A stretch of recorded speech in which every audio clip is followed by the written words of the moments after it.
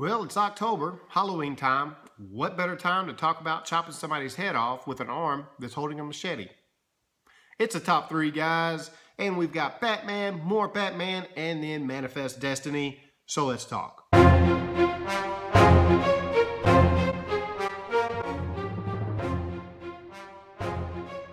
Hey, what's good, comic fans? This is Campfire Comics, and we're bringing you the top three of the week. It's a weekly video series where we bring you our personal top picks. This week we're talking about Manifest Destiny, Dark Side Wars, Batman, which is a one-shot, and then Batman Eternal. This is issue number 4 of, Batman and Robin Eternal, sorry. And we're going to just talk about 1 through 4 as one, because this is a weekly series? Yeah. So, anyway, with that, I'm Campfire Rich. And I'm Campfire Nate. We're going to start off, we're going to talk about the one-shot Batman. When we read Justice League, I think it was last week, we noticed at the back they talked about a couple different one-shots, focusing in on these new gods and their new powers and where they're going to go. And as we know, Batman is the god of knowledge, and he said, I'm going back to Gotham. How can you not want to know what's going on there? You know, I mean, that when I saw that, I don't normally read these one shots that are connected to a, you know, to this particular dark side or dark side war that's going on. But I wanted to see this one, and there's a few others I might want to check out too. But yeah, man, this one was interesting. I mean, you already know you got Batman. He now knows everything. You know, he's the god of knowledge. He's floating around in his chair. He's trying to go all Minority Report and lock people up before they actually commit murders. Yeah. And you have the commissioner basically telling him, "Man, you can't do this. It's not sticking. You know, you can't throw someone in for what they might be doing." And so you start seeing Batman doing some things to kind of like teach these people lessons. Right. Yeah. You know, kind he's like teaching them lessons. System. Right, like he starts, you know, he this guy who's like beating his wife, and then he plans on killing her. He drops him off with the Amazons. Yeah. He's like, maybe you could get some respect from seeing these women. You know what I'm saying? And I'm just like, dude, that's pretty funny, you know. And then he takes these other guys, he drops them off in Antarctica. He's basically like, yeah, you can hang out here for a couple hours. Just and think chill about out. What you're Just gonna chill do. out for a while. You know, and then, like, the whole time I'm just laughing. I think this is great. You know, and then what's he do? Then he makes it personal. You know, then he goes after Joe Chill, the man who killed his parents. He finds this guy, and I mean, he straight up does a number on him. A mental number. You know what I'm saying? Like, he mentally bends him over and just goes to town on him. Just all in his ear. You know, I mean, he messes up Joe Chill to the point where he's left crying. You know, he like takes him back, and the fact that Joe's just like, oh yeah, I remember that. I killed those guys. I should have, you know, I bet that kid's scared of me.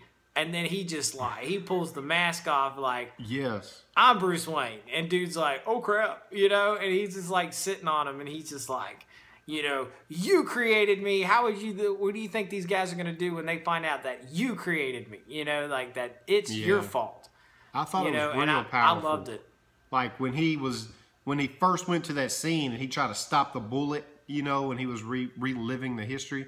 He tried to stop the bullet, and then he slowly just, you know, got out of his chair or whatever and got face to face with the old Joe Chill. I was like, yo, man, that was pretty creepy.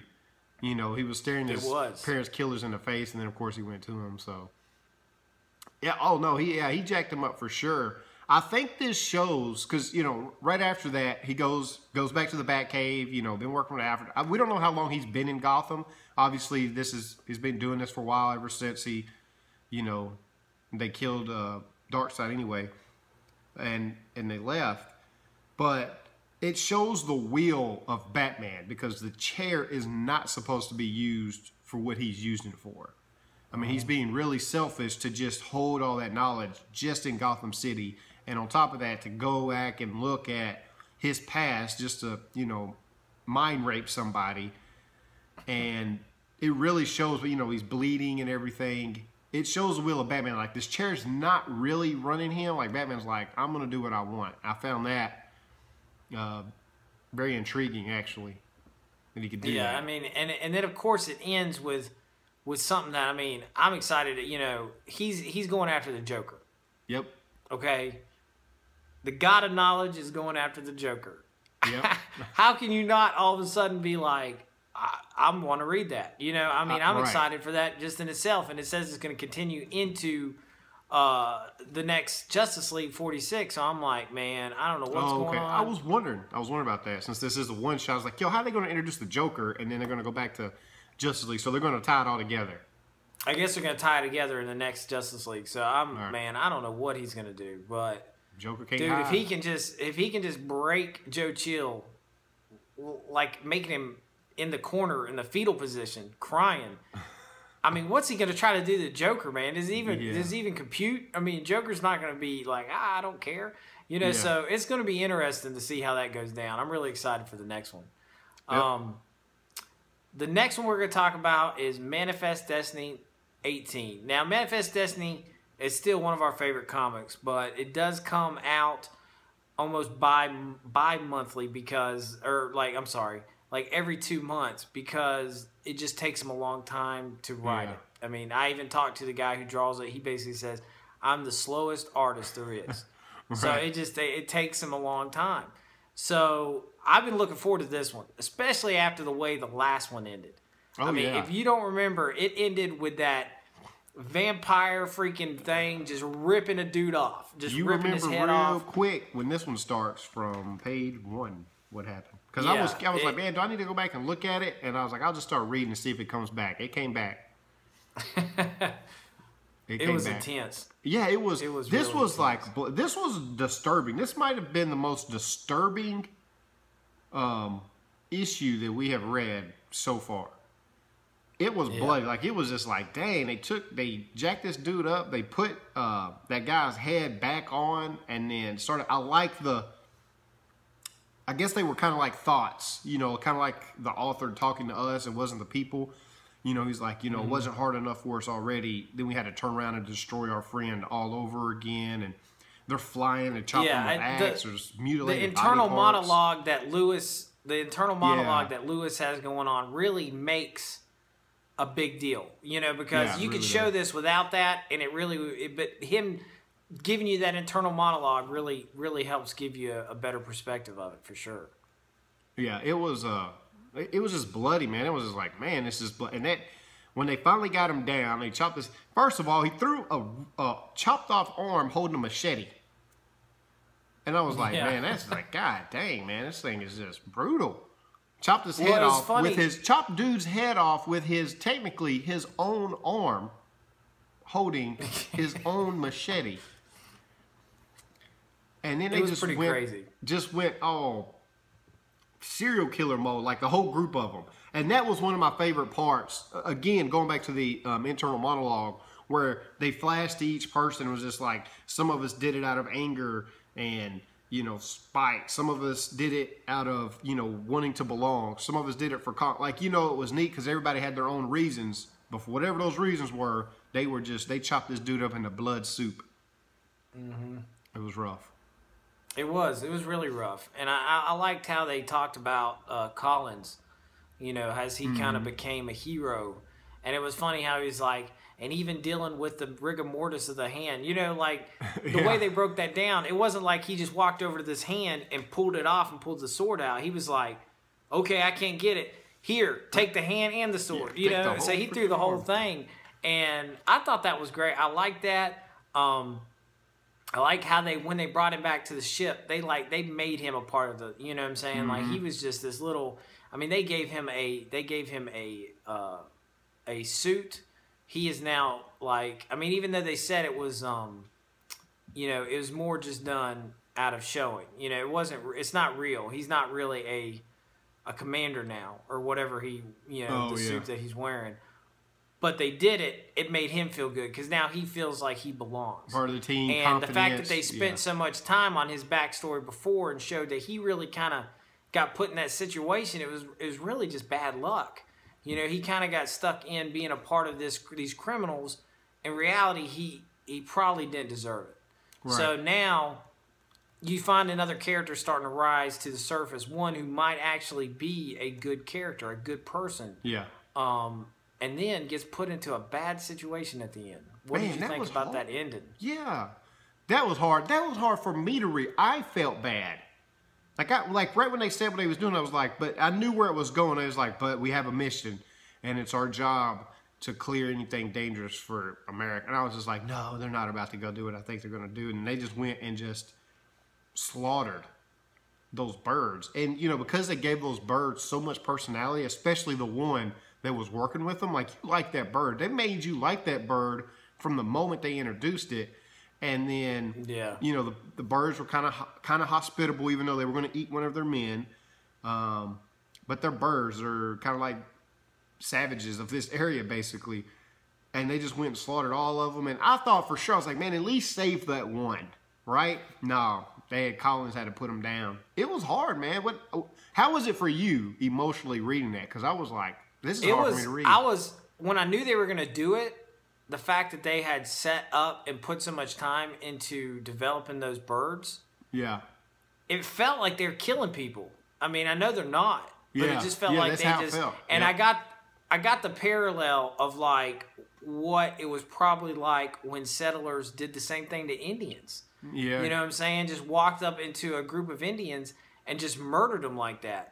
And I can't help from thinking that maybe that's, you know, they were trying to underline that a little bit, how, I can see that. You know, when the Americans came out there, they would wipe out tribes of Indians, just like they just wiped out this tribe of birds, you know, like they're creatures.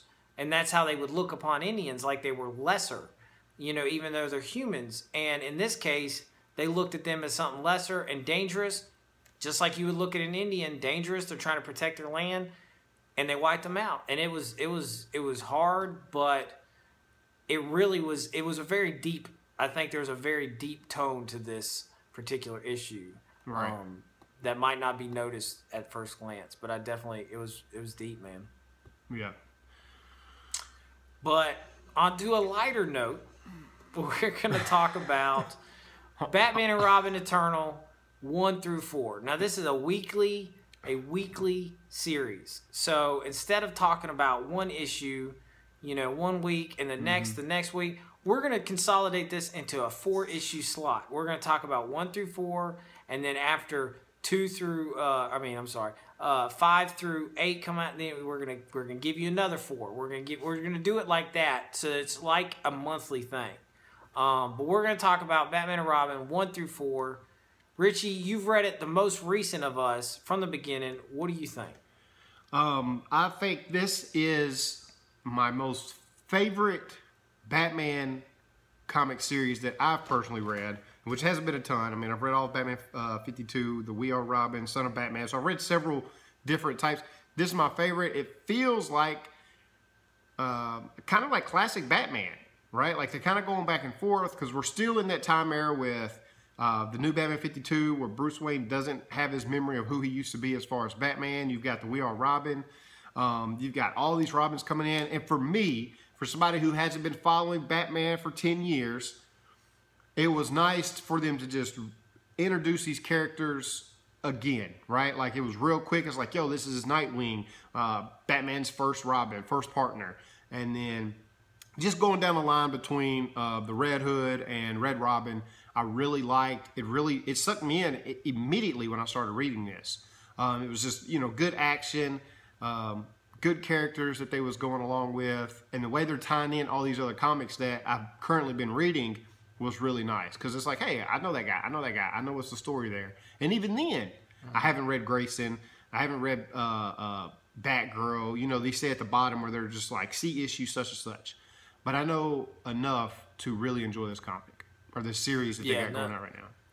It's kind of like all these other comics are going, you know, taking place, and this is like a central line. You know, you have this going on, and this line is running right here, and it kind of slowly but surely connects everything that's taking place. And the fact that you have Scott Snyder writing it,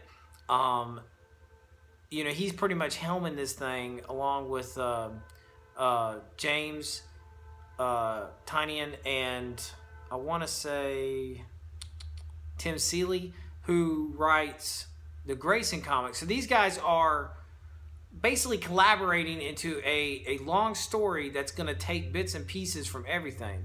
Like you said, you had the We Are Robin pop in there. I love that. In this most recent, it was awesome to see that come apart. You have all these different things that are taking place. You even had Gordon as the robot Batman in the very first one. It's like, we know this timeline. Here's something that's going on behind the scenes. And I think it's really big because you're really starting... The way they laid it out is there is a serious thing going on with how Robin became Robin. There's something makes it seem like these guys were chosen or genetically made. And that blows the cover off of what you would think or known about Robin. So it's interesting, and knowing that Batman had a hand in it, felt bad about it, but you can't talk to Batman about it because Batman doesn't remember Batman. Right. So it's like all the answers could be answered so easily from just talking to Batman, but he doesn't remember being Batman. So literally all the Robins are having to team up, like you said, in this classic detective style, and figure this out. Very detective style, which is what I like most about it, because that's what Batman is known for anyway, right? Being the detective, even though we're not getting Batman. This is the first one I've read where I really, other than just fighting and going back and forth, or like we know who the Riddler is, this is the first one that I've read that really put me in, like, who is this mother? These orphans, like, not knowing what's going on, and they're really going to have to be detectives and piece this together. Grayson's going to, Drake's house right after he gets, turned over by Mother, So how powerful is Mother that she's controlling now Red Robin and controlled Batman back when? It was just, I'm fascinated. I'm fascinated with this villain, and I'm all about the villains. If you can really make a compelling bad guy, you kind of got me. And they're doing a really good job in this Batman Eternal making that happen. They really are. Guys, that's all we got for this. Really enjoying this Batman Eternal 1 through 4. What else we got? Manifest Destiny number 19 was our 18. 19? 18. A bloody mess. And then we've got Dark Side Wars, the one-shot of Batman, which I'm glad for. Justice League has got a whole lot going on with it, and so it's nice to kind of take a sidestep there and just focus on certain aspects of what's going on over there. But, man, like, comment, subscribe, get in the conversation. Let us know, are y'all reading Batman Eternal? And if you are not, then why not? It's all I got to ask. Why aren't you reading it? You need to be reading it. Look, man, you follow us on Twitter. You can follow me at ComfireRich. You can follow Nate at ComfireNate. And until next time, people, we out. See ya.